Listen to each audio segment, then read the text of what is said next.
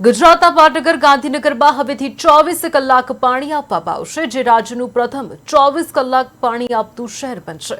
ગાંધીનગરમાં સેક્ટર 14 થી 29માં આગામી મંગળવારથી 24 કલાક પાણી આપવાનો નિર્ણય કરવામાં આવ્યો છે, જ્યારે બાકીના સેક્ટરમાં ટૂંક સમયમાં 24 કલાક પાણી આપવાની કામગીરી શરૂ કરવામાં આવશે।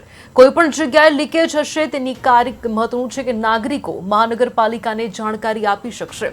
મેયર મીરાબેન પટેલે વધુમાં જણાવ્યું કે ગાંધીનગરના નાગરિકોને 24 કલાક પાણી મળશે, જેનું મીટરના આધારે બિલ પણ વસૂલ કરવામાં આવશે। ઘરે ઘરે મીટરની કામગીરી કરવામાં આવી છે। મીટરના આધારે લોકોને પાણીનું બિલ આપવામાં આવશે। શહેરમાં જે પણ જગ્યાએ લીકેજ હોય તેની માહિતી શહેરના નાગરિકો મહાનગરપાલિકાને કરી શકશે। હાલના ધોરણે શહેરમાં સેક્ટર 14 થી 29માં 24 કલાક પાણી અપાશે। બાકીના સેક્ટરમાં ટૂંક સમયમાં કામગીરી હાથ ધરવામાં આવશે।